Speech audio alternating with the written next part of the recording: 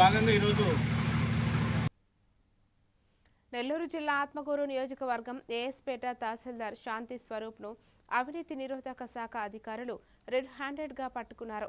Pattadar pass పుస్తకంలో పేరు మార్పు కోసం రైతు నుంచి 20,000 రూపాయలు లంచం డిమాండ్ చేసి స్వీకరిస్తుండగా దాడి చేసినట్లు అధికారులు తెలిపారు.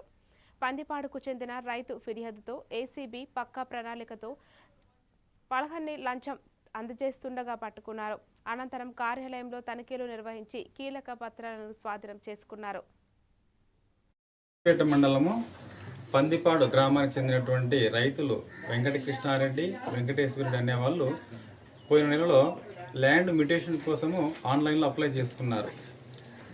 ఆన్లైన్లో అప్లై చేసుకున్న తర్వాత కన్సర్న్ విఆర్ఓ తర్వాత రెవెన్యూ ఇన్స్పెక్టర్ గారు ఫీల్డ్ విజిట్ చేసి రిపోర్ట్ను తహసీల్దార్ గారికి సబ్మిట్ చేసినారు.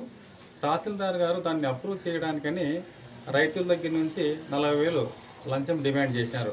చివరికి 20,000 ఒప్పుకొని ఈరోజు ఆ రైతు నుంచి 20,000 రూపాయలు తహసీల్దారు లంచం తీసుకుంటూ ఉంటే ఏసీబీ అధికారులు మేము రెడీ హ్యాండ్ పట్టుకున్నాము. కేసు రిజిస్టర్ చేసి దర్యాప్తు చేస్తున్నాం. లంచం డిమాండ్ చేస్తుంటే వాళ్ళు చేయవలసిన పని చేయడానికి లంచం డిమాండ్ చేస్తుంటే 1064కు టోల్ ఫ్రీ నంబర్కు ఫోన్ చేసి వాళ్ళ విషయాలు తెలియజేస్తే మేము దానిపైన స్పందించి చట్టపరంగా చర్య తీసుకుంటాం.